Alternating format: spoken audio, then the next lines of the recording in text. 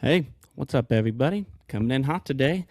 This is the playbook with Clarkus and Stevo. And Clarkus, we've had a lot of sports going on lately between Kentucky stuff, which has been kind of minor. Then the Bears got their schedule release, and then the NBA playoffs. We've had a lot of stuff going on. So, Yes, we have, buddy. It is for weirdly a slow time of the year for sports. yeah. We've got a lot to talk about.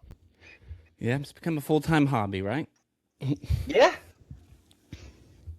Well, yeah. uh, I'd like to start out by congratulating you for getting the number one draft pick, Wizards fan. You all finally got it since the first one since John Wall. Yep, we'll still probably find a way to fuck it up. If you don't take AJ or Peterson, then yes.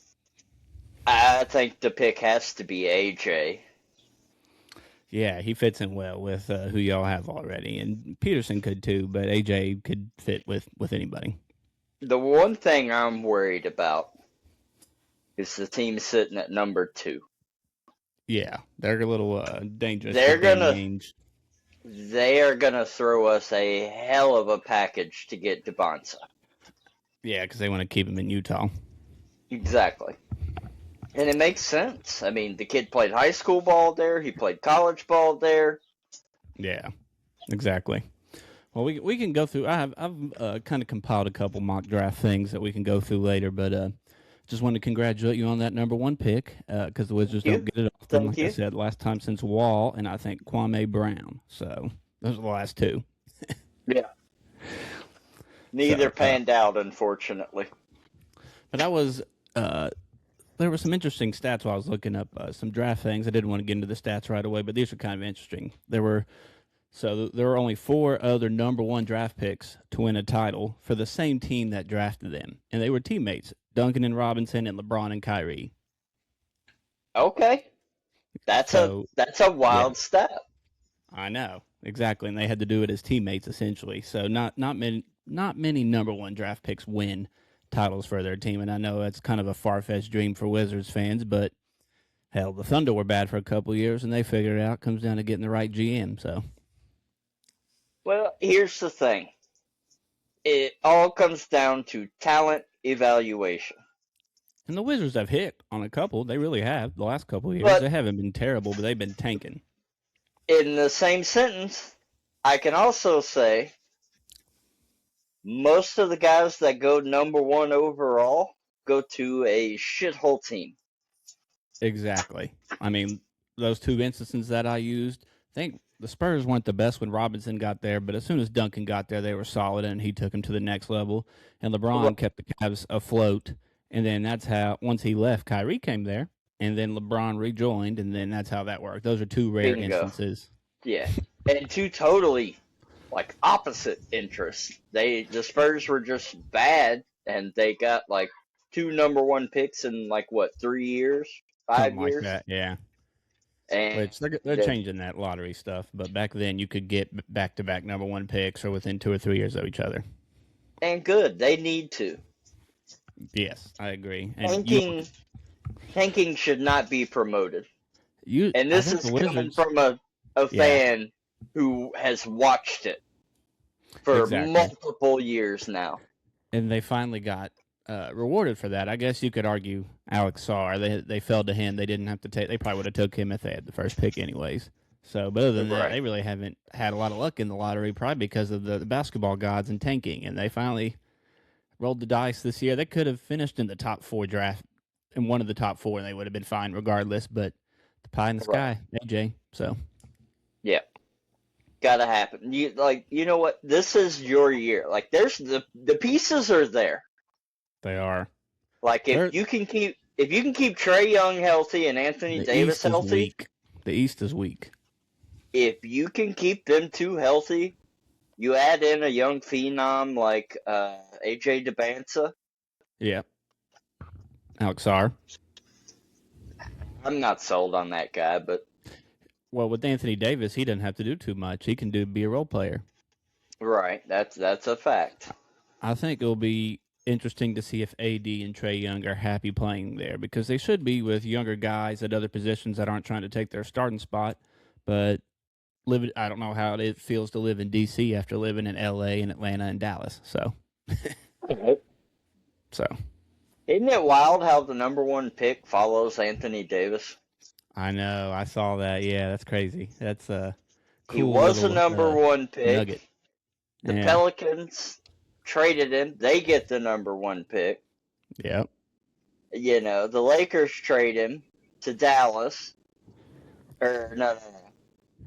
Well, they Yeah, the did. The Lakers. Lakers were the only team that didn't fall under that number one pick. Everyone else did. Right.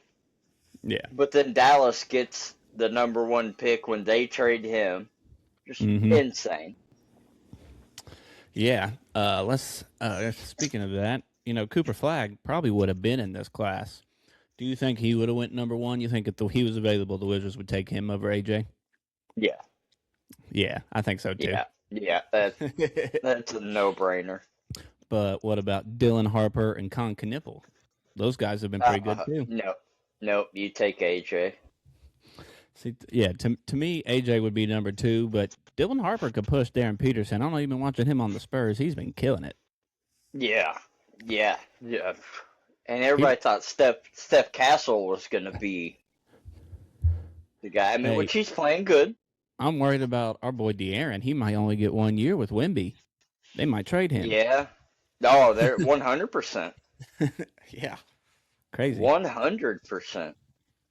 You know where would be a good fit for him? Where? Miami, your Heat. Oh, yeah. I would love that. And they need a point guard, that's for sure. Yeah. Get him and Bam back together. Get the gang back together. If somehow they kept Norman Powell healthy because he was an all-star. I love Hero as a UK guy, but he's I feel like he's kind of capped out as a Heat player, an NBA player. Like, I don't think he's got much more to give to the organization in terms of getting us to a championship. So I think if they could get some pieces for Hero, I would be fine with that.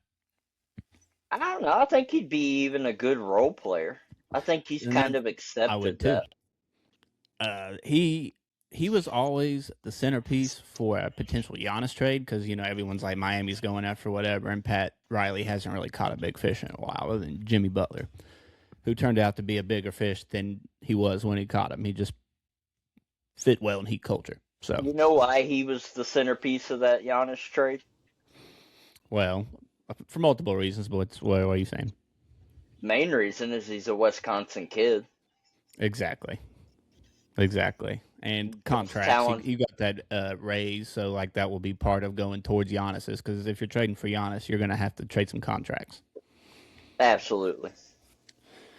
And to me, with Bam developing his outside shot, I think Giannis could be a decent fit. Now, if Bam didn't have that, they would be a terrible fit on offense together. But now I think they're going to be really good at defense if that was possible. So, right. I'm going to go on the record and make a bold prediction right now. Okay. I think Giannis goes to the Northeast, and it's one of two teams. Okay. The fucking Celtics. Traded. He's got to get traded, though. Yeah. Right. I think it's either the Celtics or the Knicks. So from those teams, would you trade? Okay. If you were the Bucks, would you accept a Giannis trade for, let's say, like a Jaylen Brown, a first-round pick, and a Peyton Pritchard or something like that? I would in a heartbeat. Okay. Yeah. So what is there an offer the Knicks could give better than that, you think? See, that's a hard one because the Knicks are rolling right now. They might not want to. Yeah, but who the hell's going to turn down a chance to land Giannis? So I think the Knicks situation is a little bit different because Brunson and Cat are the studs. Yes, and you have to keep them. And who's third on that team? So, do you want to give up? I don't know. I feel like this is a stretch, but it's really not. Like, would you give up your next 4 first-round picks for Giannis? As a Knicks fan, I probably wouldn't be happy about that, but I would accept it if I didn't have to lose Brunson, Towns, or Bridges. Let me keep those 3. I think the Knicks want to keep Anunoby too. Send off Mitch Robinson. some other bench guys and draft picks and let the Bucks, they can feast off you, hopefully having high draft picks throughout the year Right. because you're doing well. And the You, East is weak. I mean, the Knicks are blowing teams out, and this is a decent Knicks team. They're better than last year, but like I don't think they're going to they're, touch the Spurs or the they Thunder. are, no. Nobody's touching the Thunder.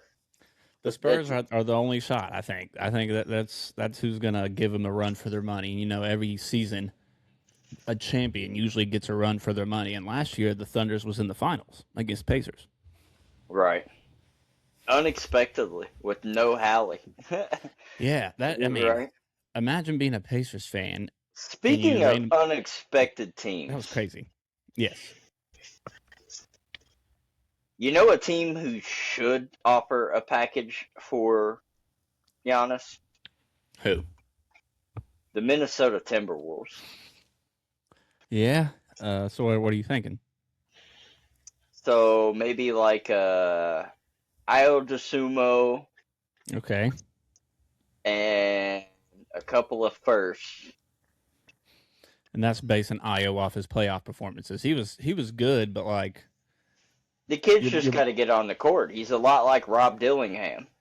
yeah, and the Bucks got a weird roster. So like he'd be put with like Ryan Rollins and some wings. I mean, really the Bucks could trade for anybody, but they clearly need a big guy if they get rid of Giannis. So they might they might ask for Naz Reid too, or Gobert or somebody. Even Naz Reid, nah, you got to keep Gobert there.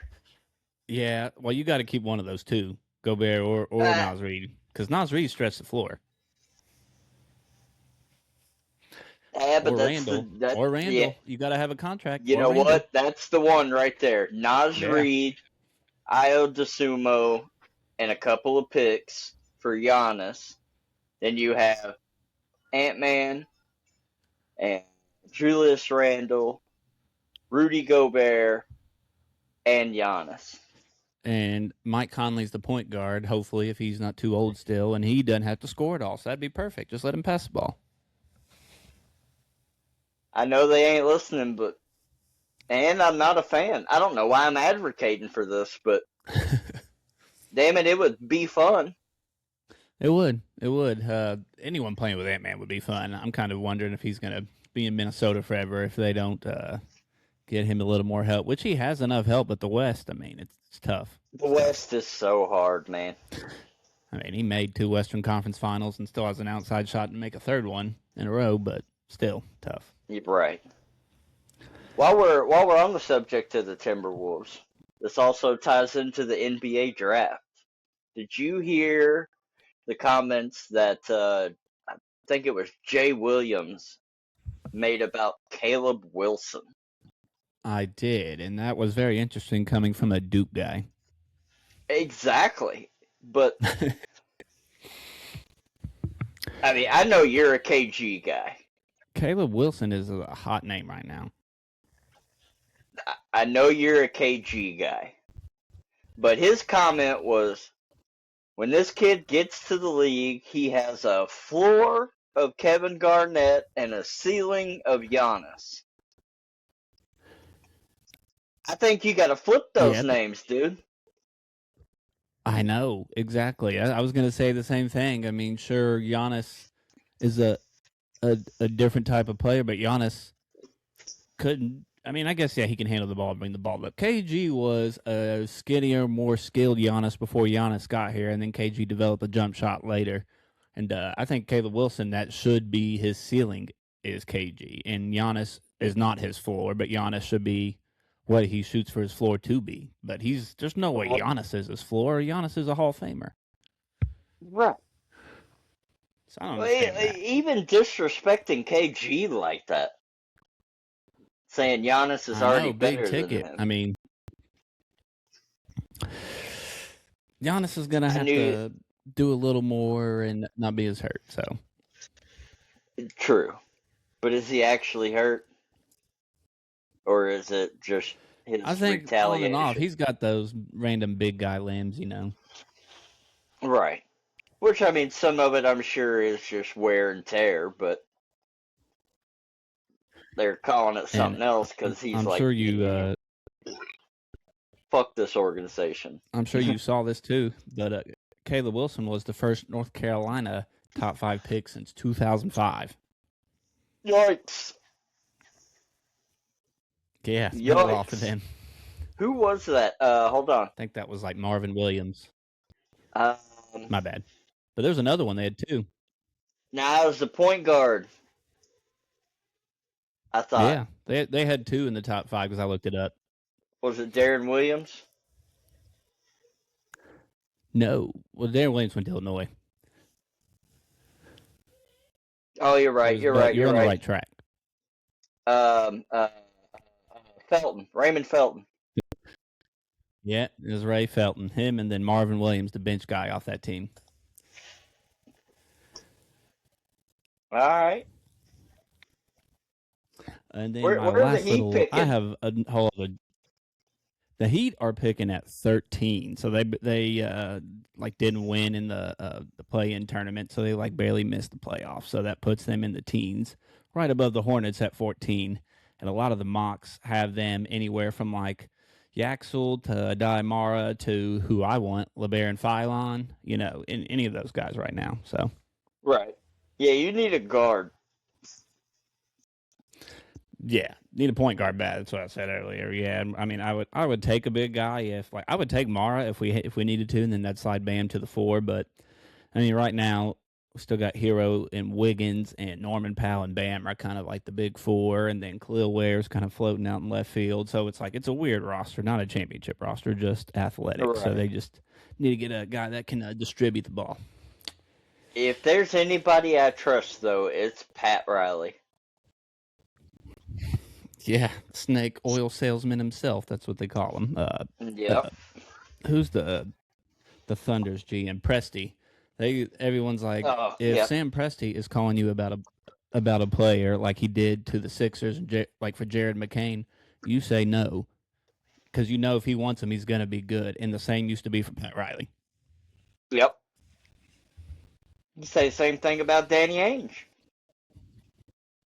Oh, yeah, for sure. Danny's a little more, how would you say, unorthodox, like his evaluation of players, and I wouldn't know how to explain it other than just go look at his draft track record. He just does stuff you don't expect people to do, and maybe that's why the Jazz haven't gone so well. But right. But it worked in Boston. It did. It worked damn good at Boston, yeah. But also... so... when he got to the Jazz, it was a little bit of a unorthodox situation. I think that was right off the heels of maybe getting rid of Donovan Mitchell. Yeah, and they kind of had to because Mitchell and Gobert couldn't get over like that playoff hump. They would always get to the semifinals and lose, so I think they didn't want to pay him, and then they traded him for assets, and now... if you look at the Jazz roster, it looks like a college all-star team, and then with Jaren Jackson. So it's like all young guys and Jaren Jackson, and then they're going to add probably Darren Peterson. So they could be a young core to watch. If I was them, I thought this is going to be a hot take. I don't think Darren Peterson's the number 1 point guard in this draft. He's more of a combo guard, depending on what team he's on. But let me guess, you're going to say Acuff? Yep. Acuff's got the size against him. I agree with you. He's kind of got the AI to him, where if you don't take him, you're going to regret it. But a lot of teams like Wagler and Fleming's better because they're taller, and Burries. Look how many guards Cal has in the league. I know. Well, here, let's go through this while we're talking about the NBA. I have Acuff at 6 at the most. Like I went through and did the compilation of all the NBA mock drafts, and the most people had Acuff at 5 or 6, just to give you a ballpark. Wow. I feel the same way about AJ, Darius Acuff. Wilson. I feel the same way. Mm-hmm. Hey. Sorry, my dogs are out here. They're pissed too. They said Acuff also. Yeah. But I feel the same way about Darius Acuff that Jay Williams feels about Caleb Wilson. Yeah, that's fair. Everyone Except has a guy, and A-Cup's a I'm good guy not to get gonna behind. be I'm not gonna be unfair to that young man and be like, you have a floor of I don't know, Allen Iverson and a ceiling of Magic Johnson. Yeah, That's bullshit. yeah, exactly. That is. So I went through and looked through all the first round guys and did the. There's this. Do you know Kate? What's his name? Kate. J. Kyle Mann for the Ringer. He's a big UK fan. Yeah. Yeah, so he does a mock draft on there, and he had some really accurate but funny comparisons to some of these prospects. I was gonna read them off to you and see what you thought about them. Okay. That was so. Let's start with A-Cuff. He had this one was just more accurate. He had a more elusive Darren Williams, who you were talking about, a big guard, but he's faster than Darren Williams. I can see that. Yeah, he had him going 6 to the Nets. We can just go in order real quick, and I can go off. I don't have to do all of them. I'll just do the funny ones. One, well, I'll go with your Wizards. They had AJ, of course, and he had Pascal Siakam with a symbiote. So it is like if he's him and Venom mixed. I feel like that's not a good comparison. Yeah. That's why I thought it was interesting. I had to bring it up. Yeah. Pascal Siakam cannot make Siakam, plays like. I mean, he's good. So maybe that. Yeah. But he's not a playmaker like DeBonsa. He's not. So that's the only thing I can think of is he's just a powered up DeBonsta with a symbiote. But I agree with you. That wasn't very accurate. So I just thought that was interesting. This one's pretty funny. Darren Peterson, but it's Don Mitchell, but post leg length surgery because Don Mitchell had to get leg length surgery. Yeah. It's just a taller Don Mitchell, but overdoses on creatine. Man. So what do you blame his troubles on? Because Donovan Mitchell, I don't like the Kobe comparison for him. He's not Kobe. No. Nobody will ever be Kobe. The closest thing we've have to Kobe right now, and the closest thing we have to MJ right now, is Anthony Edwards. Yeah, but here, I'm going to go on a soapbox for a minute. I'm talking prototype. Right. Prototype.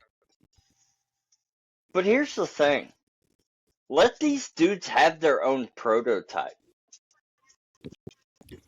Maybe they don't want to be. Some of them will.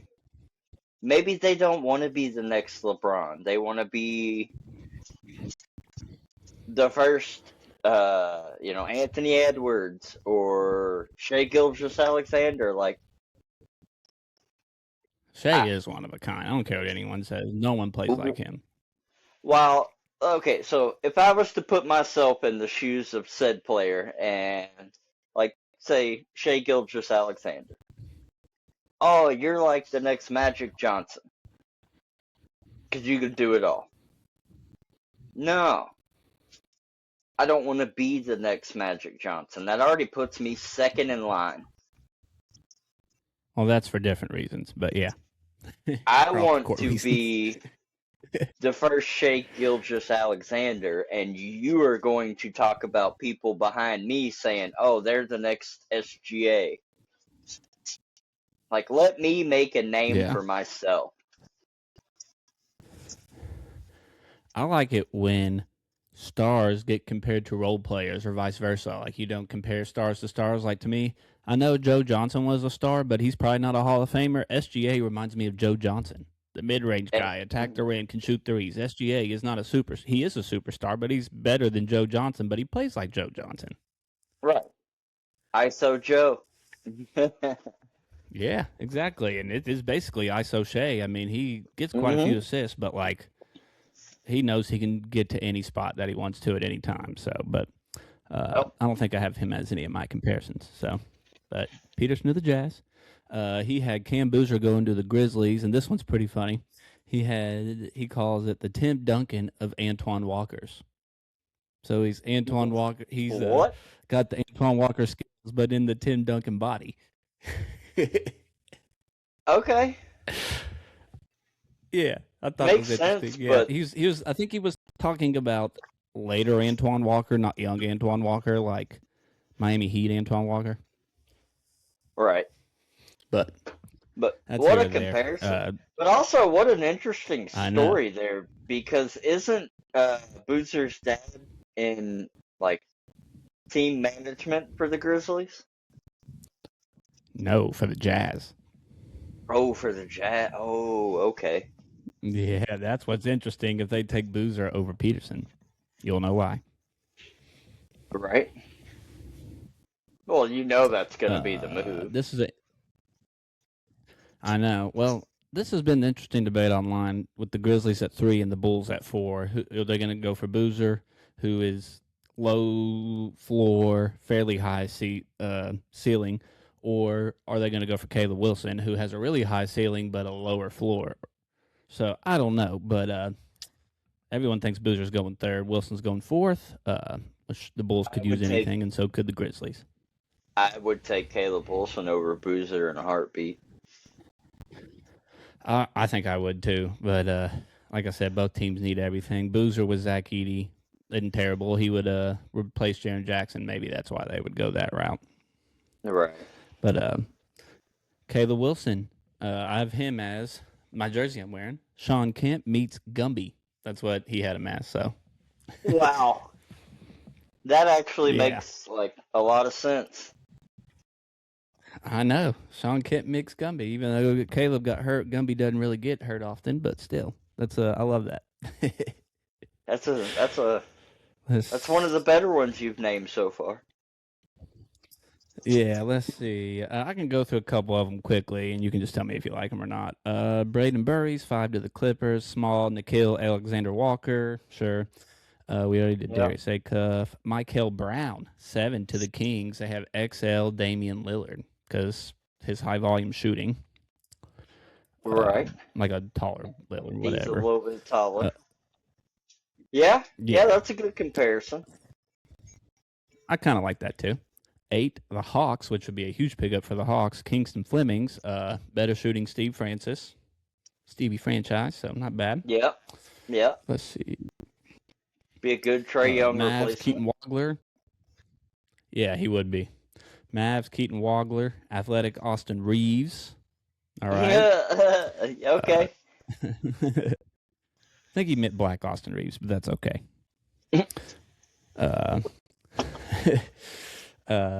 Bucks, Nate Ament. Smaller, Jabari Smith. I'm kind of surprised Nate Ament's still in the top 10, but he might not be come draft day. Right. I'm not sold on that LeBaron kid. Filan. I'm not either. I don't think he's got the size and the potential, but he kind of reminds me of, I hate to say this, kind of reminds me of Kevin Knox. Yeah. Let's see. All these are kind of, let's see. All right. Heat, Dylan Swain. They had Dylan Swain going there from Texas. Tyreek Evans and Trevor Ariza's body. Basically saying he can't shoot, but he scores at will. So thought that was interesting. Right. Yaxel Lindenborg. This says creatine filled Otto Porter. So I thought that was funny. Yeah. Yeah. It checks out. Yeah. Right. Let's see. We got the Grizzlies at 16. That freshman we've talked about before from Stanford, Ibuka Okori, Rod Strickland mixed with a kick returner. Apparently he's stupid fast. So. Hey, he might have a future in the NFL. Right? Who knows? Ben Johnson would be very interested if he's that fast. I know. Oh, he would. I know. He loves him some speed. Let's see. Where's some other guys? None of the UK guys they had in this mock going first round, which is a good sign for Moreno coming back. But we can talk about that after. Yeah, we'll get to that. But him and Owe were the only two that were in this second round mock. No one else from Kentucky. Right. Let's see. No, all these are kind of more realistic, like actual players, like uh, Chris Sinak from Houston, shot happy Khalil Ware. I'm trying to think of uh, Koa Pete. That's a guy that might end up coming back to Arizona. They said Yep. because unless he's guaranteed first round, I got Sean Livingston and Reggie Evans' body. Oh my God. Yeah.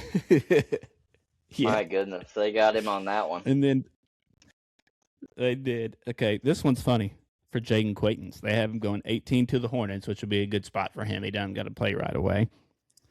But a swole Jared Vanderbilt and a prime Zion on defense. Damn. Yeah. Damn. That was funny for two reasons. Because it's an accurate comparison.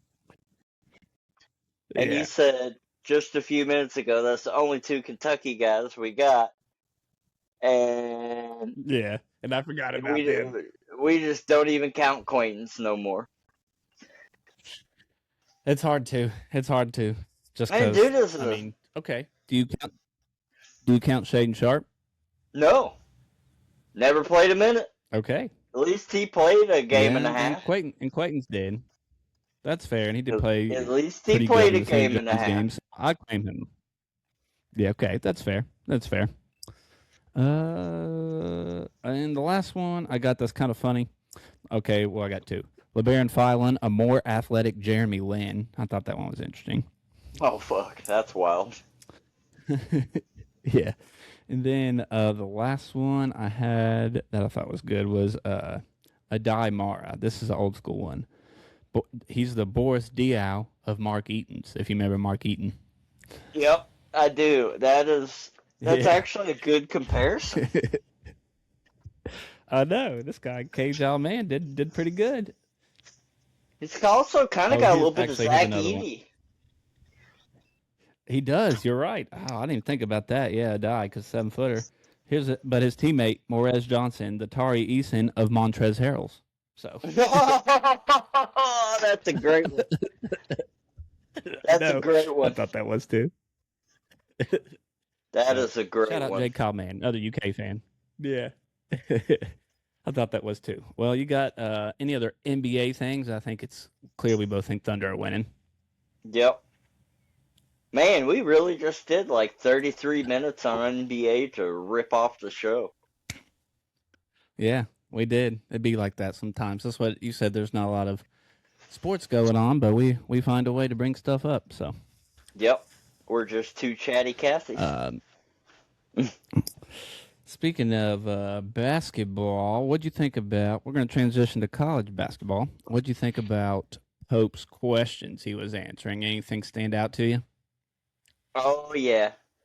I have to give my former podcast partner his flowers. Okay. Because his question, which was the last question of the series of videos, and Mark Pope answered. I don't remember which one it was. I don't remember which video was last. Well, the last video we saw, which was a couple days ago. Yeah.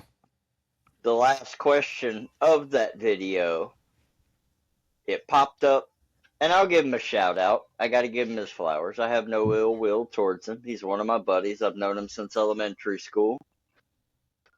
Just us podcasting together was not working out.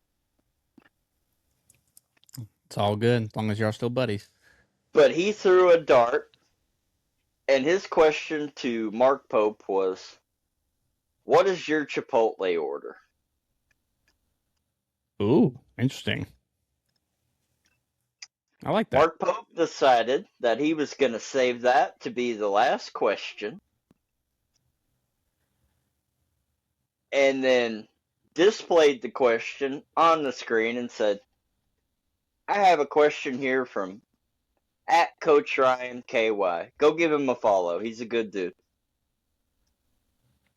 and it says, "What is your Chipotle order?" And then he pulls up his telephone and says, "I have a surprise for this dude." He calls the president of the BHG Food Group, who runs like Oh, I know. Malone I used to work for him. and Aqua Sushi and all that. And says, Oh, yeah. "Hey," They got a good relationship with UK Sports. he says, "you know I'm doing my question series here. I have a question from a fan that I'd like to involve you in. He asked me what my favorite Chipotle order is, and I didn't want to just tell him that all I eat is Malone's. Because he gets it for free. So I'm calling to ask you if you would help me feed this cat and his 10 closest friends a meal at Malone's on me." Hey, that's awesome. What a hell of a way to get an end to the basketball program. And Malone's is pricey now too. Back when I worked, it was like a kind of affordable, you know, and now you've got to save up to go there. So that's a big deal. Yeah, but what a way to get an end to the basketball team. You ask the coach what his It is. Chipotle order is. You know what? What other place what other restaurant can you say, what is your order there? I feel like Chipotle is one of the most unanimous places that you can be like, what's your order? Because everyone has one. Well, this is going to be a hot take. I Okay. don't fuck with Chipotle. Well, do you like other Mexican better? Moe's. Tex-Mex, I'm a Moe's whatever. guy. People don't shoot me. Okay. I'm a I Moe's mean, I mess guy. with Moe's too, yeah, but I mean, I will eat it all depends where Chipotle. you live, I guess. I will eat Chipotle, but I much prefer Moe's. Qdoba, we ain't even talking about that. Yeah. Yeah, I wasn't even going to mention them. We But definitely ain't that's getting cool a that he asked that sponsorship from question. them. I mean, see, Pope's just been eating nothing but steak and salmon and sushi and stuff, so his belly's always happy. That's why he has all that energy. He's running on good food all the time. But I told him, or I asked him, I said, "Hey, do you want to hop on the pod for a few tonight and talk about your experience?" Because he's since been, you know, talking to Mark Pope. They have phone numbers now, so That's awesome. I asked him if he wanted to come on tonight and talk about his unique experience with Mark Pope and all that, which he couldn't, which I get. And then also, Yeah, which I wouldn't have a problem with it, but there is a weird tension there where we were, used to have a podcast together, but fuck it, let's collaborate. yeah. Who cares? We're talking about sports. We're not Yeah. like talking about personal stuff. So I mean, I talking welcome any ball UK with the fan that wants to boys. come on here if you want to reach out. So Hell, any other I'll UK take fan, Louisville Bears fans. fan, or I mean, I will to anyone that wants to talk ball. Yeah, no Tennessee fans, but anyone but Tennessee fans. Yeah, I'm with you. Now, there's actually there's a couple fans from the group chat that we're in with all the Louisville people that I'd love to have on this episode. Yeah. Oh, me too. Some of them active Louisville fans. We need to have them on, like, to preview the UK Louisville football season or something like that, you know? Yeah, do like a live space with them on X. Yeah, something like that, because they're probably about as optimistic as we are when you talk to them about it. I think they're clearly more optimistic about basketball because they've spent all their horse and bourbon money on their basketball team. So, well, they also got I know where they really got it from. Yeah, the gentleman who passed away and left a large sum of money. Exactly. What was his name? Junior. What's his last name? Yeah, Junior something. is it Bridges? I Bridgman? can't remember his last name either. I don't know, Richmond, something yes, like that. that's it. That was Bridgman. I think it's Richmond, yeah. Regardless, yeah, they happened to fall in a gold mine, and so did we. And that's kind of, I think Pope, to go back to that video, did try to answer some of those questions, like the ones about recruiting and a GM and all that, and he did answer them directly, but not really Not promising direct to a enough. fan base. I don't think it's promising. No, not direct enough. Yeah, and I don't know. It's almost like this video series is like a PR stunt. yeah, I mean, let's face it, this team's basically full unless we pull Monchilovich out of our ass, because we got, I think, 12 players on the roster, 13 if you count Hawthorne's brother, 14 if you count Potter. I don't even have those two written down. So, Yeah, you got one spot. and they're saving it for him. They got one big lump sum, but somehow Louisville's got money to go after him too. For those who don't know, the Iowa State transfer that Matt Jones always says because he can't pronounce his name, Monchilovich, he's a extremely good 3-point shooter and someone that would fit in great on this roster. But Yep. I think it'll come down to how he shoots at the combine. There's two guys left in the portal Yeah. that lump sum would be for. It's Momcilovic and it's Yesufu. Yeah, and Yesufu, I've seen him late in the first round on a lot of mock drafts. I haven't seen Monchilovich on any of them, any first rounds. Well, let me back that up. So. There's one more player that I could, I guess, justify throwing a lump sum at. Who? But Alan Graves, the kid from Santa Clara. Alan Graves, yeah. He's getting a lot of draft buzz. He might go. Right. Well, he said where he's going to go. He has made it public. If he's going to be a first round pick, he's out. I'm like, well, he should be from Santa Clara. Heck yeah. I'll take my chances in the NBA. But that's again, a typical Thunder draft pick. Yeah, and he'll fucking turn upside, up. Well, they got the 12th pick, so they're going to get somebody there. Well, they ain't taking him there. No, on this mock draft, KJ Kyle Mann had a Daimara, so like that would actually be a great fit for them because I think they got to pay Hardstein. So, right, he's actually a very comparable player to Hartenstein. You're right, he is. So he could fit in and be Chet's backup, like Hardstein is. Right. But yeah, I don't know, man. I'll be 100% honest with you. I'm not very optimistic about this basketball team coming up. Me neither, and here's why. Because I wrote down this year's team and last year's team, and when you compare them beside each other, our front court arguably got better, but our other three positions got worse. Hypothetically, Moreno should be better his sophomore year, and I think Njai is going to be better than Diabate and who else did we have starting at? Our abundance of fours, Yelovich, whoever. And McBride will be better than both of them too, maybe. But Cam and Wilkins and Zoom and their backups are not going to be better than Aberdeen and Owe and whoever, inconsistent Chandler. Right. So that's where we're at. We're really taking a leap of faith with Hawthorne. Yeah. And you know what's sad about that? What?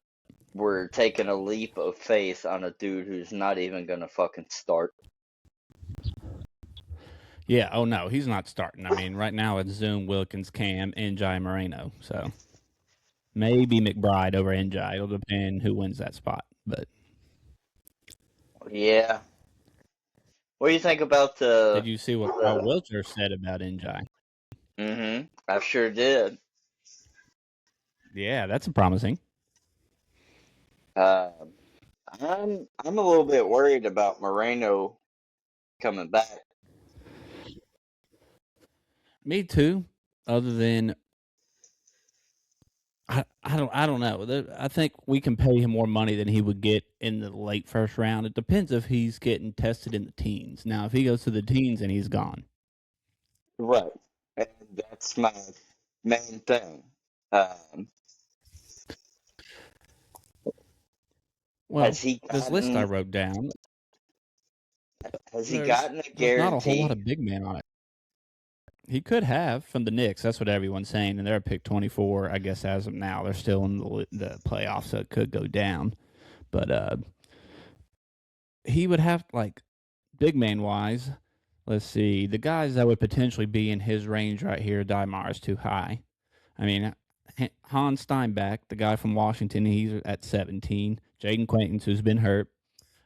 Josh Jefferson from Iowa State, but he's not a center, so that don't count. Henry Visar from North Carolina, and that's it. The rest are all power forwards or smaller. So I think he would get drafted based off of the scarcity of centers, maybe. Right. But so I was listening to Aaron Torres. You Mm-hmm. familiar with him?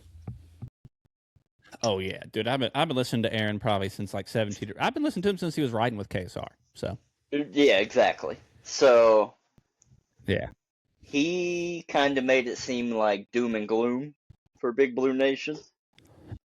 You know, yeah, and usually he likes to get clicks, but yeah, usually when a guy pulls out of the 5-on-5, he's got a guarantee. And yes, it can go one way or the other. It's either, hey, we're gonna take you here, or hey, you're guaranteed to slide back to the second round or like late first. But with the love that he's getting from the Knicks,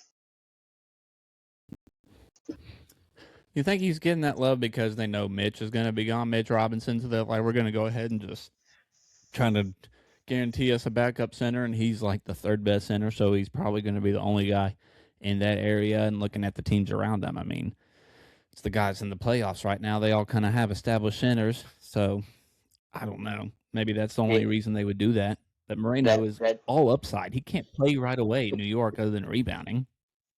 right? No, I mean he's got, in my opinion, he needs to come back.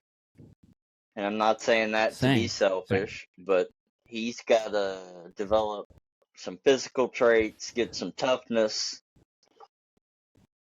you know. If between you and I, no one's listening to us. Right? Moreno should he should definitely come back. How the hell is Florida and Todd Golden getting Chenulu and Condon and Thomas Haupt to come back? All three of them would get drafted over Moreno right now. So it's like if Pope can't get Moreno back, that might be a Pope whiff too. I don't care what the NBA's saying. He's got to do whatever he takes to get him. Yeah, exactly. Exactly. I know there's already a signed contract in place, but brother, we need you.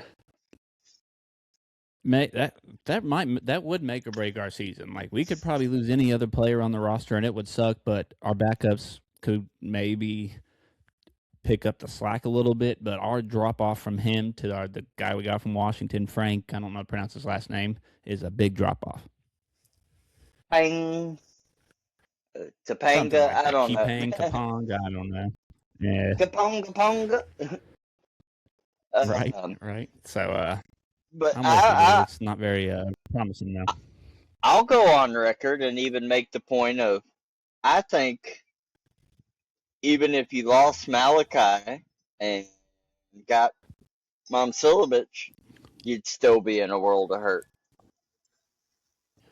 You would? I think if we got Momcilovic, we'd be where we were at last year, hovering around the 7-8 seed all year. Yeah. Which is not our standard. Not our standard. We're trying to do an upgrade.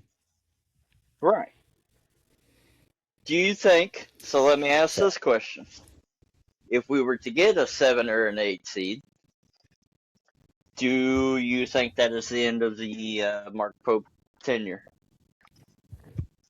It'll depend if they can make a run in the tournament. If we get a 7 or 8 seed and lose in the first round, he's probably fired. If we lose in the second round, I think it's 50-50, and if he makes it past the second round, makes it to another Sweet 16, he's saved his job. Yeah. If you make it to the weekend with that roster, Yeah, and this roster is kind of built like that first roster, minus the 3-point shooting of Kobe Bryant and Jackson Robinson. So, I mean, there's a chance that they could have a shot, but I'm still worried about the 3-point shooting. tell you what, it's a tall roster. It is. It is. It's very tall, very athletic, and that's not necessarily athletic on the guard spots, but the wings and the forwards are athletic. So We'll see what but, happens. My did optimism you get to listen to does not lie with KSR all Kentucky today? basketball. No, I did not. All right, so I'm stealing a little bit from them, but I'm doing my own twist on it. They ranked their top 3-point shooters if they're wide open. They just said their top 3. So say I'm just naming 3 players: Ulyss, Murray, and John Wall. Like they just named their top 3-point shooters. If they're wide open, how confident are you in them hitting the 3-point shot? So what I decided to do is pick the top 16 and put them like in a matchup bracket style, and we can pick it that way instead. Go for it. All right, and it really doesn't matter who time? the matchups are. You'll see. This is basically like 2001 and on. Okay, so like Tubby, Billy G, and Cal, and Pope. Yeah, exactly. And this is who are you most confident maybe with the game on? It didn't have to be game on the line, just with your life depending on it to hit a wide open 3-pointer to win the game, or your life depended on it. So I tried to rank them 1 through 16 in my head. I was sitting by my apartment pool out here and was just messing around on it. So we should probably go first game matchup on the line instead of life on the line. Okay. Well, there was, as UK fans, that is our life. Game on the line, right? Final Four, whatever. So, funny fact about that. All right, my first. Whenever Kentucky is playing and Layla comes in and she starts trying to like, yes, I'll interact with her and talk with her, but I'm like, hey, we're in church right now, and the religion is Kentucky basketball. Yep, so you better start praying. Right. Because last year there was a lot of praying. Mm-hmm. All right, this is probably going to be an obvious one, but it's the 1 seed versus 16 seed. Tayshaun Prince versus Brandon Knight. And I love Brandon Knight, amazing shooter, but Tayshaun's got to take that. All day. All day. Yeah, I mean, 5 threes against North Carolina. It's hard to argue that. Brandon Knight did have some clutch game winners, though, so it's kind of a sleeper as a 16 seed. Yeah, but his game winners weren't from 3-point range. No, they weren't. That Ohio State one was nasty, though. I'll give him that one. It was that is facts. But that now the next Tayshaun Prince, 5 threes in a row. Yep. That is a viral Kentucky basketball moment. Still till this day, people talk about it. It's a viral basketball moment. Doesn't matter where he played. That would be viral. Well, since Steph Curry got to the league and the 3-point shooting blew up in the NBA, it's more of a viral college basketball than NBA because the NBA is just insane on 3-pointers. But right. Well, that's all they shoot. Right. This one's a tougher matchup because it's an 8-9 matchup. 8 Malik Monk versus 9 Reed Sheppard. Ooh, that is a real tough one. I know. I think I have to. Man, I hate doing this because wide open, just sitting there, wide open for 3. I think I have to take Malik Monk. Oh, I want to take Reed so bad because every time he shot it, I thought it was going in. But I can't take the A&M and Oakland game out of my head, so Malik Monk. Yep. I hate it, and there's so much bias there where he's a Kentucky kid. But I think it's Malik Monk. I know. It is. So we'll go in this order. Number 2 seed, Jody Meeks first. The 15 seed, Tyrese Maxey. Oh, Jody. Yep. I agree. Jody. Maxie had Not that even close. that Michigan State shot, so he made the roster, but it's Meeks. It's Jody by far and away. Yep. All right. We'll go in descending order now. 3, Keith Bogans versus 14, Aaron Harrison. So since you said shot on the line, this could be an upset. Game on the line. Tough. Oh, man. Think you're right. Yeah. I love Keith Keith Bogans. I love Keith Bogans. And shout out to him because he was just in the facilities the other day. I saw that. I didn't even recognize him. I didn't either. I had to look at the comments of the photo to see who it was. He's like skinny Jamaican Bogans. Yeah. But Harrison, I'm picking Harrison. Me too. Another viral. Does it. It's another viral basketball moment. It is. And Bogans obviously him and Tayshaun are the two that have to go next in the rafters. Bogans, we love Bogans. But Harrison hit so many shots that season, it's hard to top that. So, right. Next, 4, Emmanuel Quickley versus 13, Kobe Brea. Kobe. Not even close. Kobe? You ranked Kobe at 13? I did because you'll see these guys in front of him. I love IQ. I think that year he got robbed. He won SEC Player of the Year. Every time he was open, he was automatic. I'm picking IQ, but I'll write down Kobe for you. Oh, I'm taking Kobe Brea. I had Harrison at 14, so I probably should have put Harrison over Kobe when it comes to clutch shots. Now, these matchups, this is where it's going to get interesting. So I just did 4. So 5, Antonio Reeves versus number 12, Gerald Fitch. Man. Yeah. I think I'm taking the 12-5 upset. Are you taking Mr. Gerald, Mr. Broken Finger himself? He always had that little thing on his fingers when he's shooting. Yep. The finger sleeve that AI made popular. The finger sleeve. You're right. You're taking Mr. Fitch. I'm taking Antonio Reeves because when he was open that last year, I hate that team lost to Oakland, but he was automatic. My goodness. He wasn't automatic in that game. Actually, I think he was the only one that played good. Everyone else sucked. Like Wright Reed and Rob sucked. I think he was the only one that actually scored decent. Anyways, it's here or there. You might be right. I've tried to put that game in the lost memory bank. Same. These are the two biggest next round matchups, though. Number 6, Deron Lamb versus 11, Jamal Murray.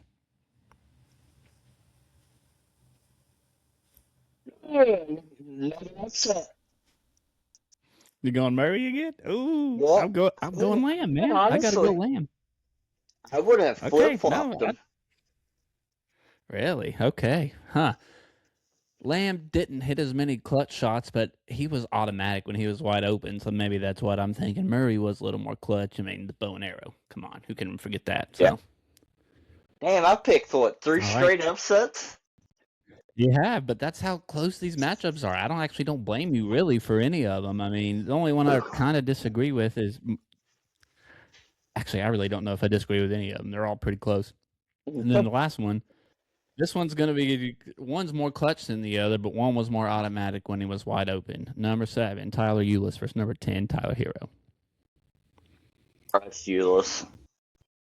Yeah, I think so too. The Hero was the better shooter, but Ulis, I felt better about it being wide open. Like Ulis Hero was better contested.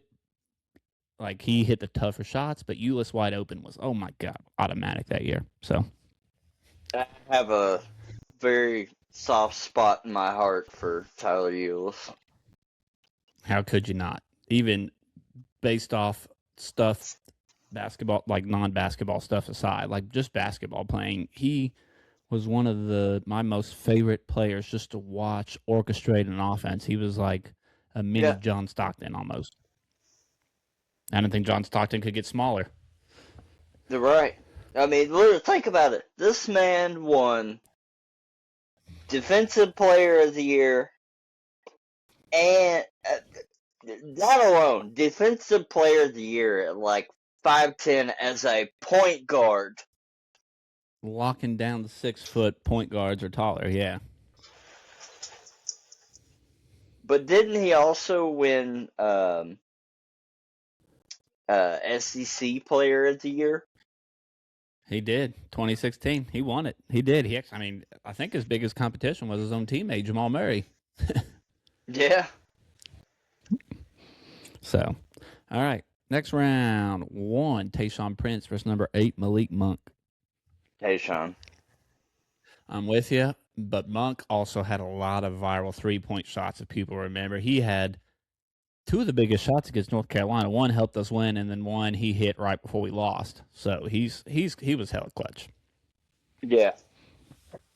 That anytime I hear the name Malik Monk,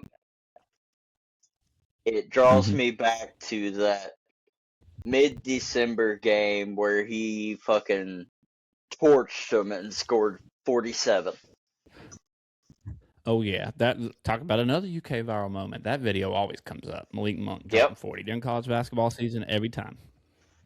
And that's one I will never forget where I was at, because I was at a work Christmas There's a handful party. of those, and that's one. I agree. I was at a work Christmas party. Nobody else at work is like a basketball fan. And I'm over here at, oh hell, what was that restaurant? There's a nice steakhouse over there on Richmond Road.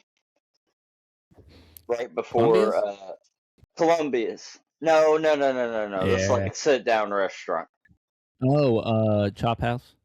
Chop House. Yeah.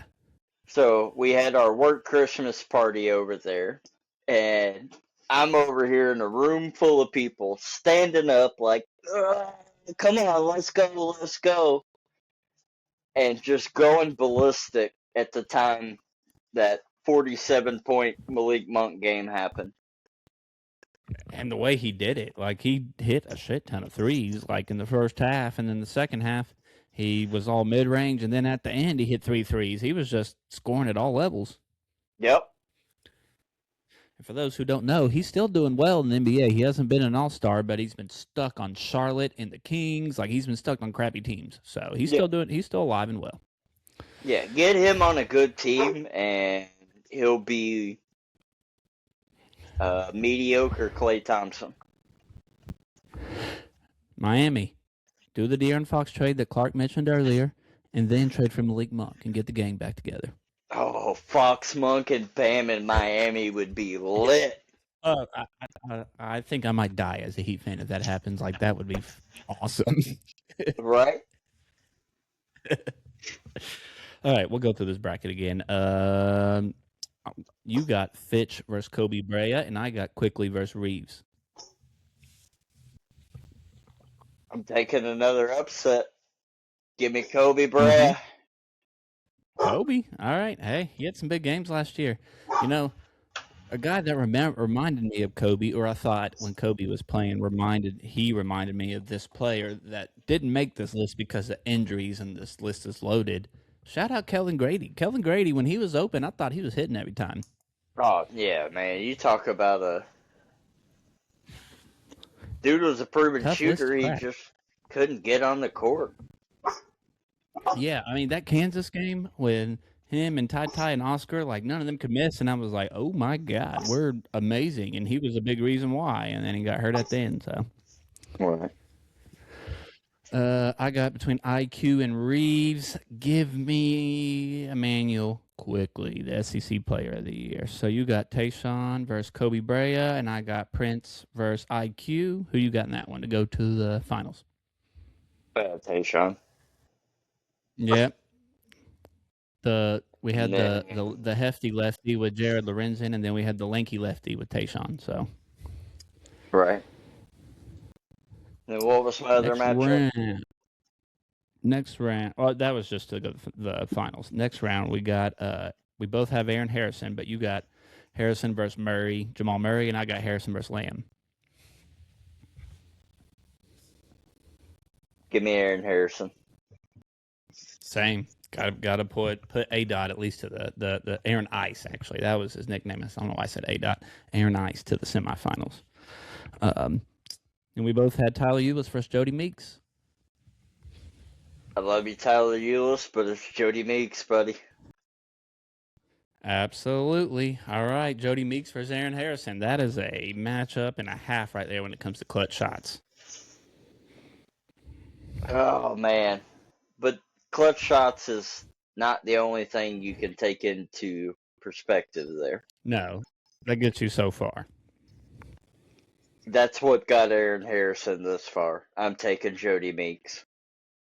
Same dude. That, oh my gosh. On top of that, everyone remembers that Tennessee game, but he had so many other games where he hit clutch shots, and that's why I had Tayshaun Prince as the 1 seed and Jody Meeks as the 2 seed, because the powerhouses 1 versus 2. Tayshaun versus Meeks. Who you got? Spoiler alert! I have both of them in the championship. Who you got winning? I don't know. That's a hard question. I got to take Tayshaun because I ranked him number 1, but I think it's 1A and 1B. Yeah. You know what? When we get done recording,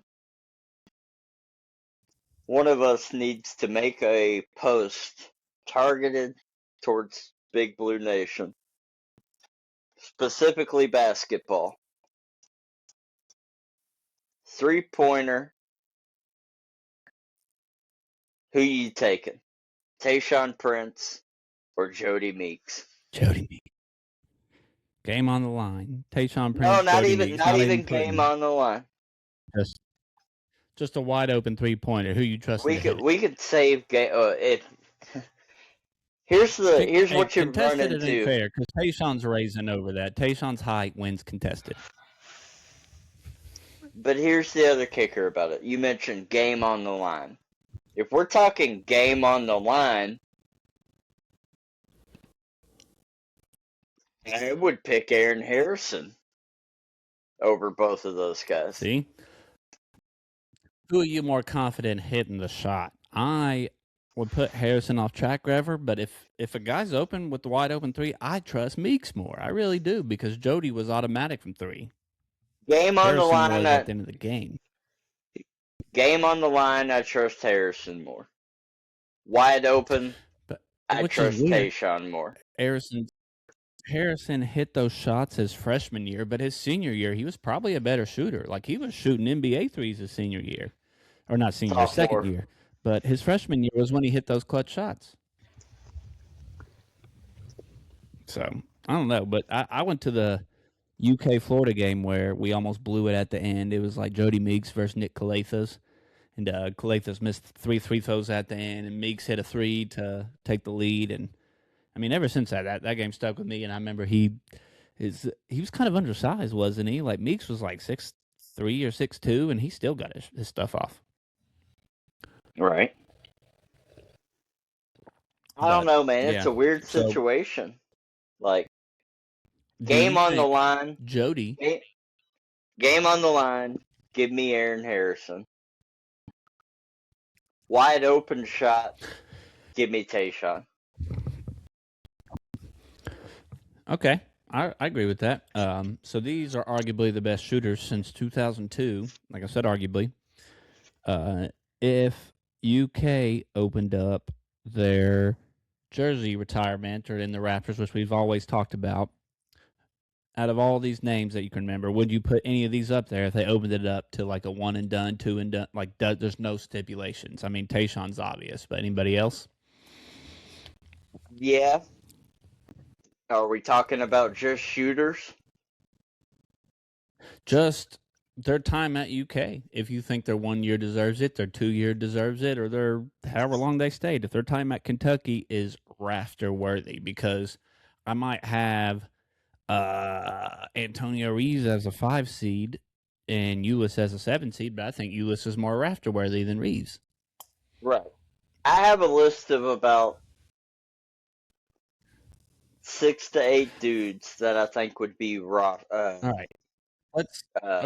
let's go Banner through or that before we get into our Bears football or NFL. So who do you think is rafter worthy? so obviously the top two, John Wall, Anthony Davis. Okay. And this is anyone that doesn't have Raptor. You can retroactively go back all the way to the 80s if you wanted to. But like Mike Correct. Pratt technically doesn't have one, I think. And we're not going to count that. I think it's John Wall, Anthony Davis, clearing away at the top. Okay. Um, Let's do Oscar. this.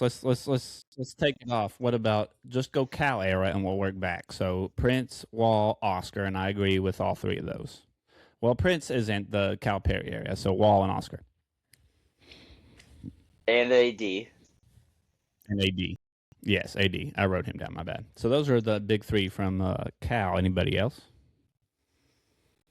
I think you could make a case for Aaron Harrison just because of the clutch shots. I think you could make a case for. You know what would be cool?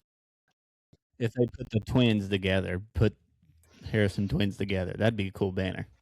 Right. Willie Cauley-Stein. See, I think Willie Cauley-Stein and Ulyss are right there. Like they're 4 and 5. Those are the next two up for contention. They're the only two dudes who ever won Defensive Player of the Year and Player of the Year in the SEC.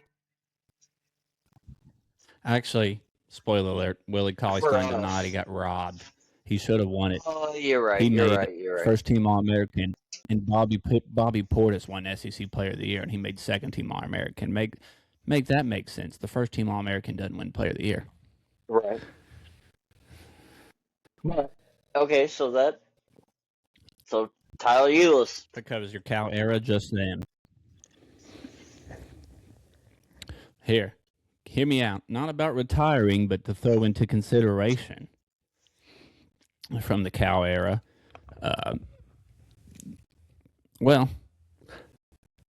speaking of this is actually a good segue to who I was in my wife's hometown, E-Town, a week or two ago. I guess this was last week, and I was in a gas station. And then this guy is the guy. I saw this guy in the gas station. He's someone that I would consider putting in the rafters. He might not have the accolade. He has the accolades, but not like the scoring prowess or the stats.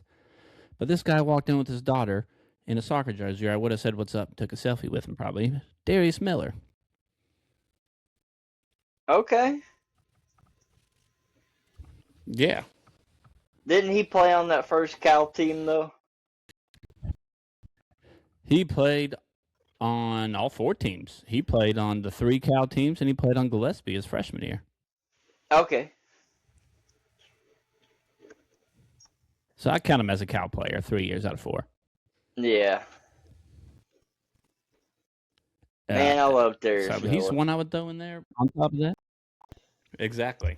I loved him in high school. He was great at Mason County. But also, big shout out to him because he's doing big things throughout the community as far as like camps and all that. Exactly. That's what I was saying. I saw him out there at a gas station. I was like, I guess he was taking his daughter to play soccer in E-Town, and he had a hoodie up, and he was tall, and I was like, wait. He looks familiar, and he put his head up, and I was wearing a Jared Lorenzen shirt, so he kept looking at my shirt, and I was like, oh, yeah, that's him. Right. So I might, now that you bring that he's up. the only other one I would think. Now that you bring that up, I'm going to reach out to him. Because I know he's big on that'd be awesome. Community thing.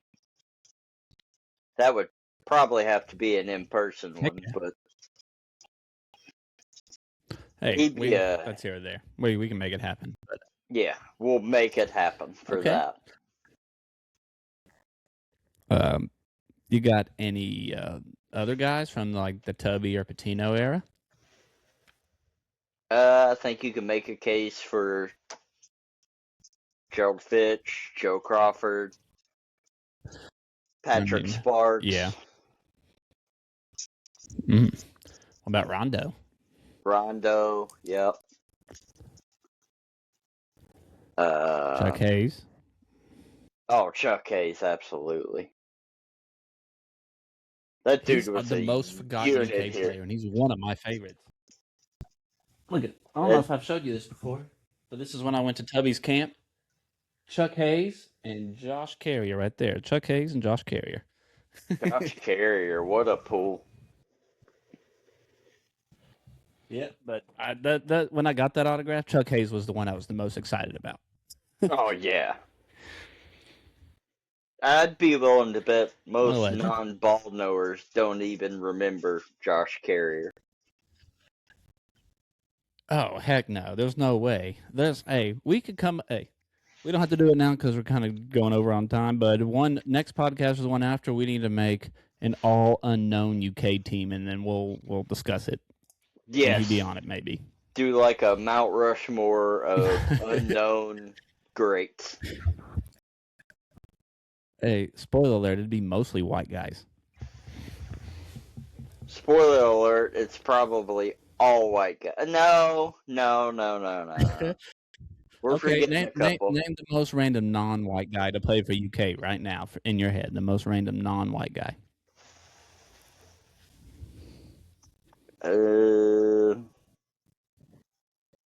Shagari Aline. Shagari.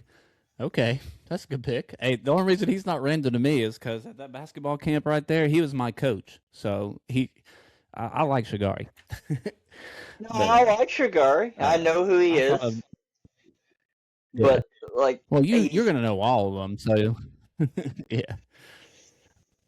But like I got a really random one, and go ahead. It's a transfer from in the early 2000s. He was supposed to be really good in 2001, and then Tayshaun kind of took the best player, and he got hurt. But Jason Parker. Yep, that's a real random one. Very. Yeah, he's the first one I can think of, or Antoine Barber. Someone random like that. Yep. A transfer. Well, what's next, buddy? We're idiots too. We forgot to mention Keith Bogans. Keith Bogans is an auto retire with Tayshaun. Yes, we mentioned him. We might have. I wrote it down, so I had to make sure he got his flowers. Before we get into NFL, buddy, the Cubs are struggling and the Yankees are struggling right now, but we have a shot at playing each other in the World Series. We got some good baseball teams. I'm not buying it. And you don't have to buy the Yankees because I know you're scarred, but they're both in contention to make the playoffs. So we have a shot at making our podcast making a World Series matchup, which would be crazy. Oh, that would be epic. But yeah, as long as we have done this podcast, I have harped about starting pitching.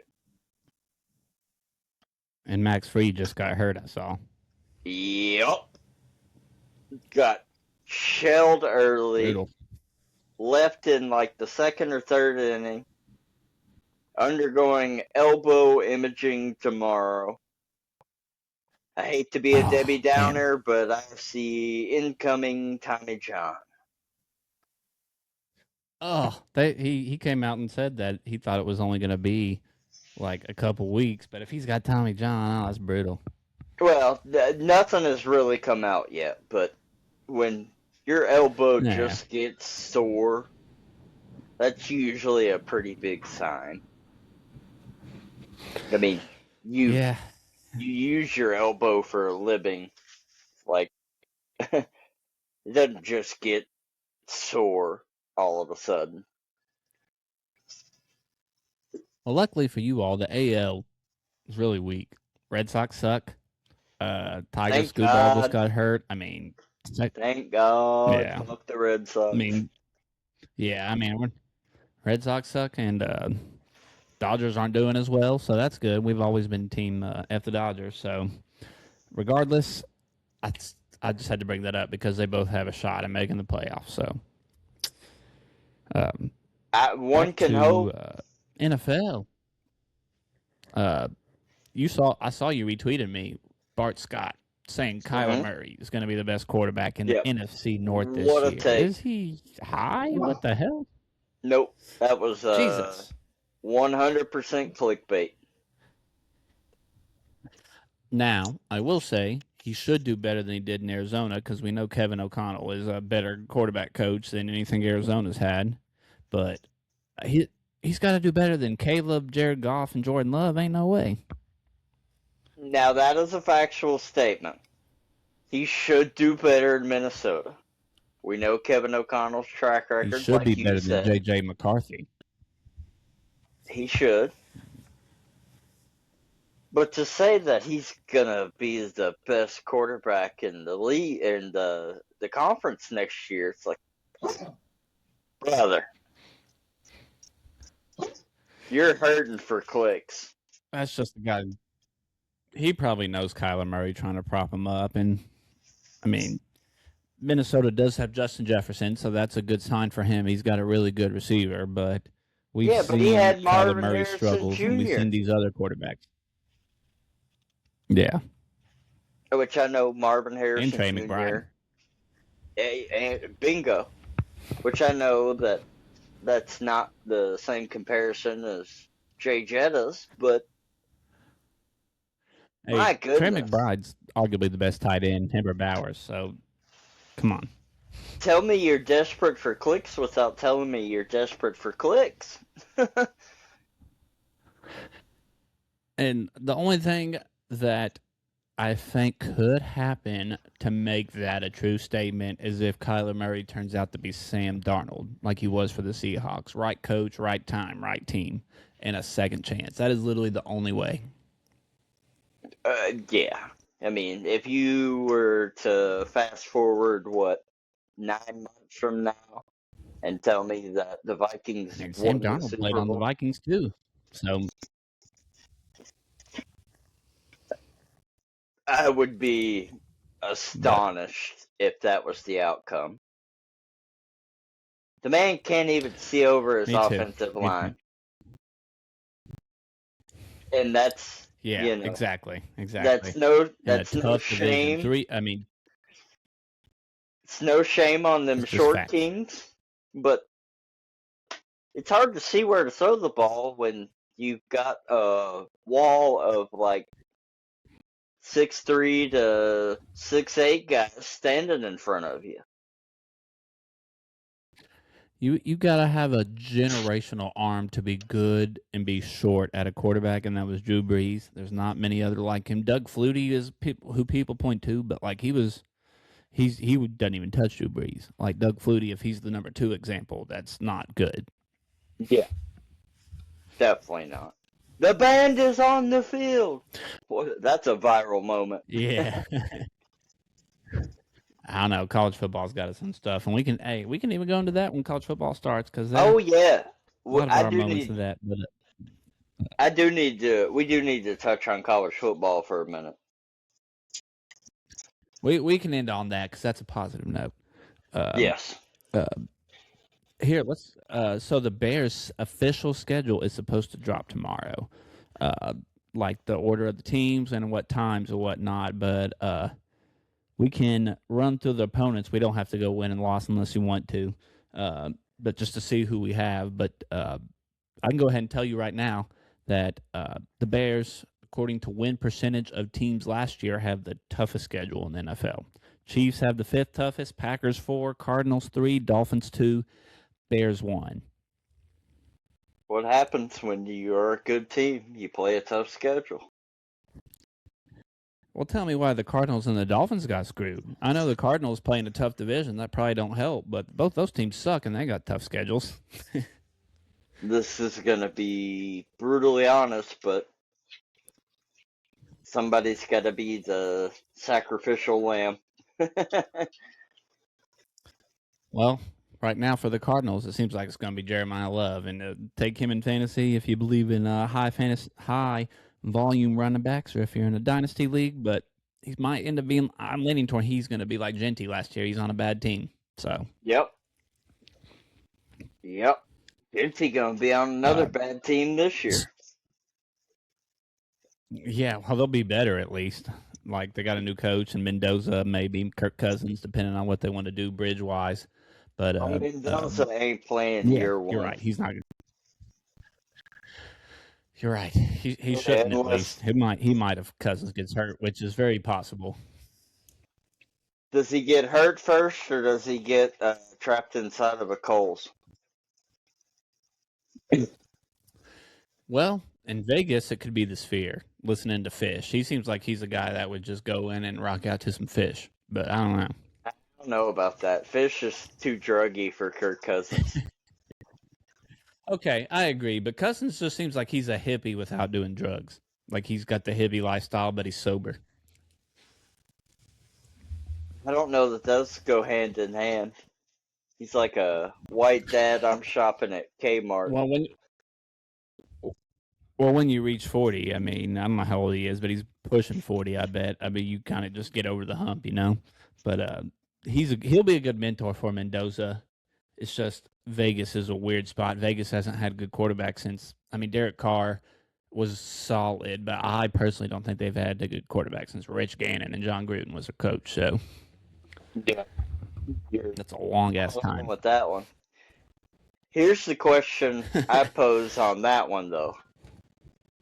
Who gets a hold of him for mentorship first? Is it Kirk Cousins or Max Crosby? Because that's two opposite ends of the spectrum. Hopefully, it's Brock Bowers, right? Somewhere in the middle.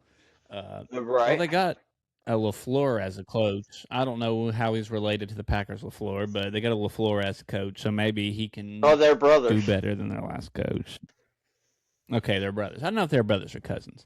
So, which, hey, after last year, I'm fine if the Packers keep LaFleur. They talked about firing him, and I thought that was stupid, so they can keep him. Right? Yeah. Let us beat up on him a little bit more. Just to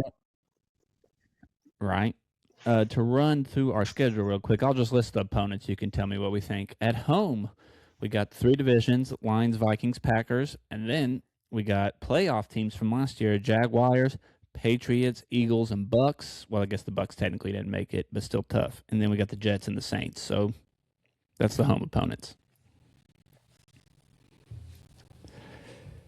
I'm okay with it.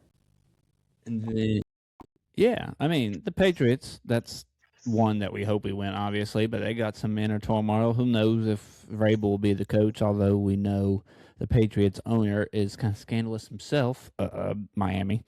But he also probably will keep Vrabel because he don't care about stuff like that. He don't give no shits. Although, right, Mr. Robert Kraft, Tuggy Boy himself. This situation is a little bit different. Yeah, because a reporter's involved, not a no-name or an innocent or a rando. So I agree. And unfortunately, like children involved. I mean, the timelines are at. I'm not trying to pile on Rossini. I like her as a reporter. I'm trying to find something to pour, like a floodgate or something. Like it has been amazing the reporting on this. Like her husband clearly, not going to take it, but her husband clearly had a private investigator.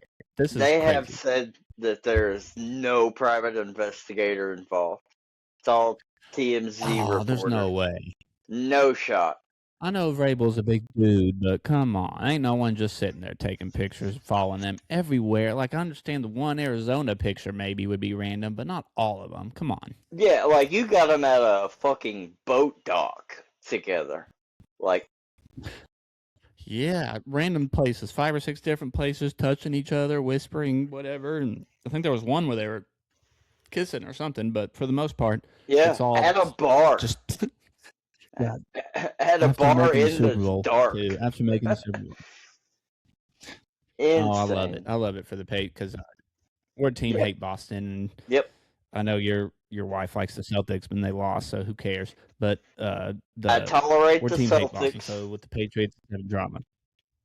I tolerate the Celtics for my wife, but every other Boston team, fuck them.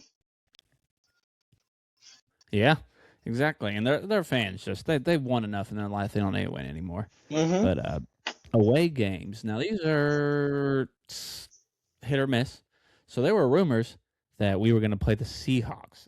Game 1 of the opening season. Bears at Seattle was going to open the season, but that got changed. Someone else's. I think it's a Super Bowl rematch. The Patriots at Seattle for the rematch for the opening week, but we do play Seattle at Seattle.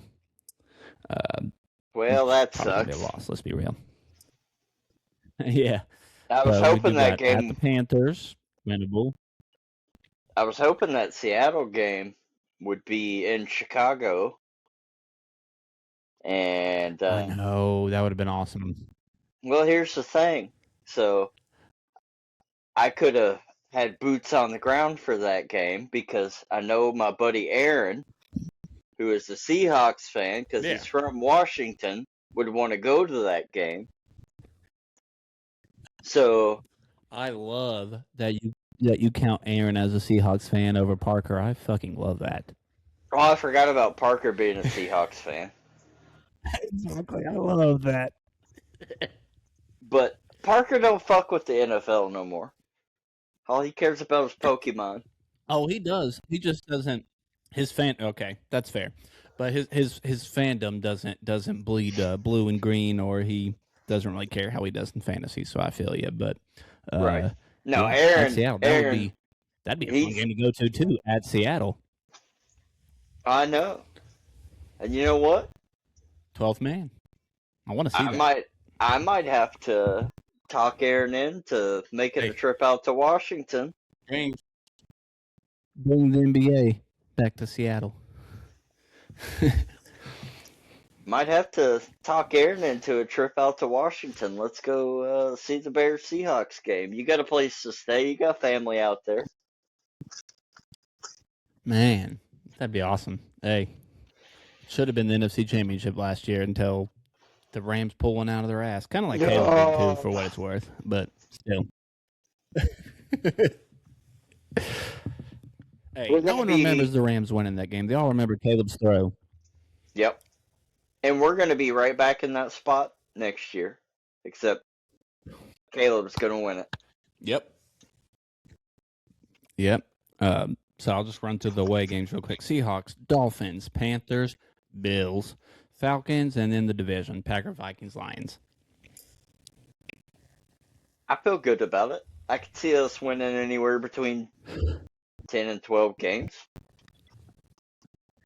I could too. And last year, I thought our ceiling was 7 or 8, and we got, I think, 11 in the regular season, right? We got 10 or 11. So, what was I going to say? Man, at this point, I trust Ben Johnson. I do too. And this is what I remembered that triggered my memory. Rumor is Bears are playing at Lions on Thanksgiving, and Ben Johnson is 0-2. I guess technically 0-1 in Detroit because he only played them once last year. So, but he's trying to avoid going 0-2 playing against his old team. Well, I guess he is 0-2 against his old team. We lost to him twice last year. Man. So, yeah, Thanksgiving, probably us versus Lions. Yeah, crazy. Lost to them both times, and we still won the division. Yeah, and I mean, we split with the Packers, and we barely beat the Vikings both times. I think both games were like decided between like single-digit points. No. We won. It was a game of inches last year, and we won them. We went 1-1 we split the series with the Vikings. Week 1, we played the Vikings. JJ McCarthy came back. Oh, you're right. I try to forget about that game. You're right. One of JJ's only good games. His only good game. But that turned our defense around. Actually, really, it was like the Raiders game. Like game 4 or game 5, when Big Cat, shout out Big Cat, said that the Bears could go win 4 or 5 in a row, and then they'd go on a run, and they did. Big Cat knows ball. Shout out Dan. He also has been saying the stadium's staying in Chicago. So if he knows ball, stadium's staying in Chicago. How awesome would it be, not even for podcast purposes, but how awesome would it be for us to be able to Hey, you want to come on the pod? Yeah, I mean, especially as a Bears fan. I mean, he might give us a little shit as a Wisconsin fan, but still. Right, which would be fantastic. But I have listened to Yeah, Pardon he My does. Take since like pre-pubescent era. Well, no, I can't really say that. They've only been Yeah, I around. mean, it's been a while. No, They've only been around like been 10 around for years. almost 10, I think. It's close. Yeah, it's It's around not 10. pre-pubescent because 10 years ago I would have been Yeah. 24. But you get the point. It's been a long damn time we've been listening to them. Gosh. Hey, you know what's crazy? We always bring up that Miami trip. It's been over 10 years since then. I know. What a trip, though, Crazy. man. Who would have thought we go on that trip with all of our friend base and one of our friends meets a person from a whole nother country, and here we are 12 years later and they're married with children just because we I don't happen to know if you be in remember, but Miami. it's a exactly. They randomly came in. I don't know who met them, but shout out Eddie. He came in with a handle of Goldschlager, and I was like, "This guy's a great guy." And him and our friend Lindsay hit it off. They got 2 kids, and they're sending them to my summer camp now. So crazy how that happens. Do you remember we played the I guess the World Championship of beer pong, and it was us, the Uh, United States, versus was he from Scotland? Scotland. Yeah, yeah. That was That's a good. Wow, dude. You literally just went to the crevices of my brain. Yeah, that was uh-huh. crazy. That Yeah. Miami trip, man, was one of my favorite experiences in life. And I Yeah, we were hadn't in the even high rise con- of Miami too. Like it was we had the world by the balls, right? yeah. In our eyes we did, our pockets we didn't. No, not at all. You can't. I mean, as adults, we could afford Miami now, but we don't want to live that lifestyle anymore. But when we went, it was fun. It was, I mean, technically I went as a single man. Yeah, that's true. And That's true. It was but like a lot.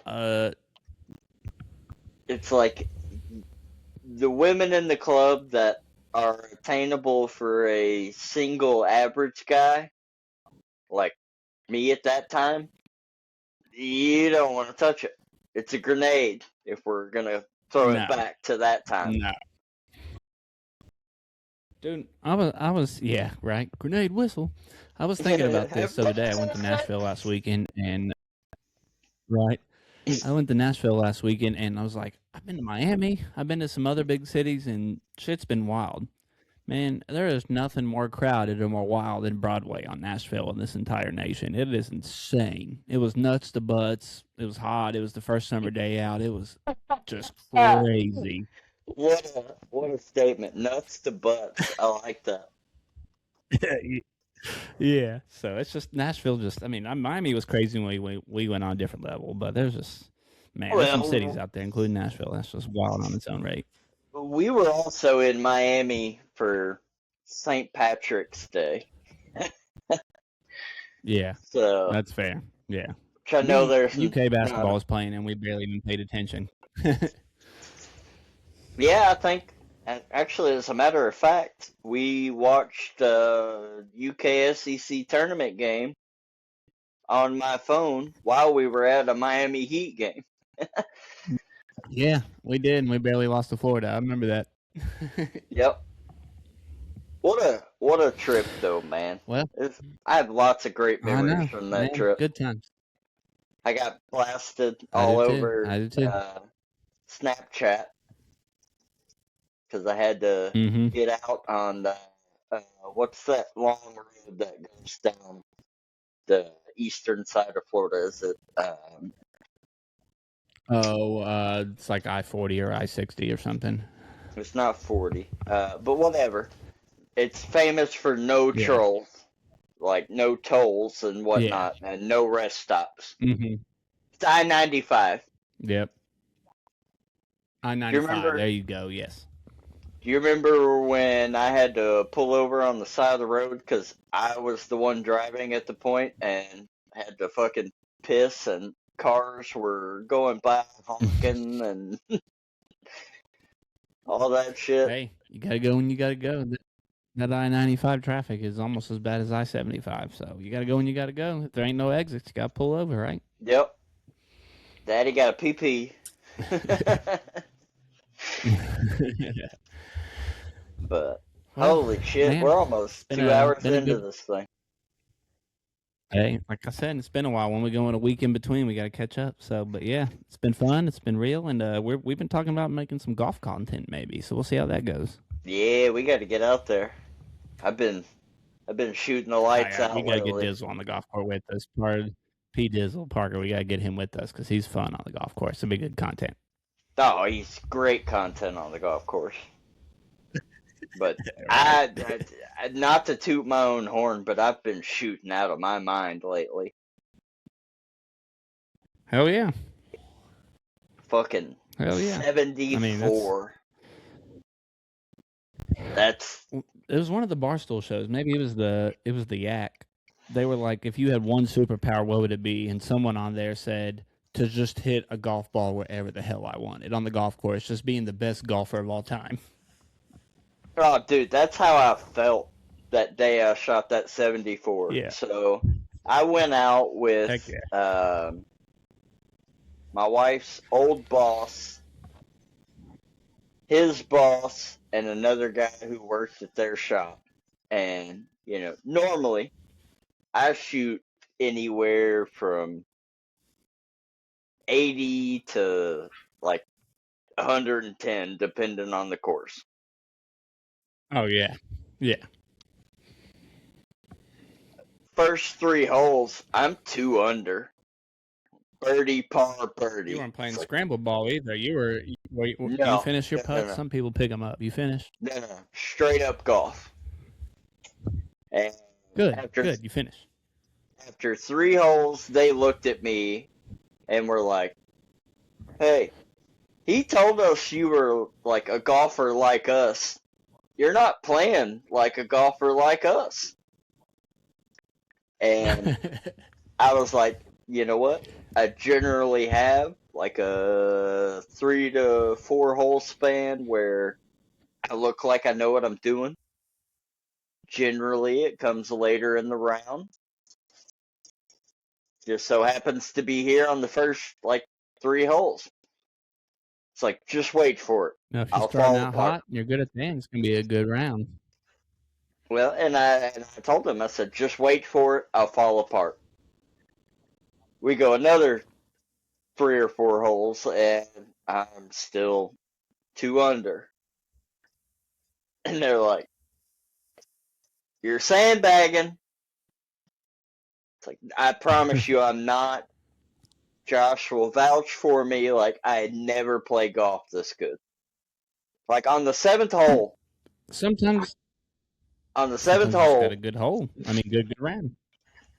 On the 7th hole, I hit a drive 325 yards. Smoked you just that sweet spot. Oh my gosh, yeah. Smoked it. It was downhill, wind at my back. Was it a par 5? No, par 4. Par 4. Okay, that's good. Par 4. I was literally my chip shot, second shot, maybe 15 yards from the flag. Wow. I chip it. It rolls up. You get birdie? Hits the cup. Runs around it. Should have had an eagle. Yeah. It lipped out to about 6 inches. And traveled. No, didn't even travel. It lipped out, rolled about 6 inches. Wow. Tap in bird. That's awesome. That's awesome.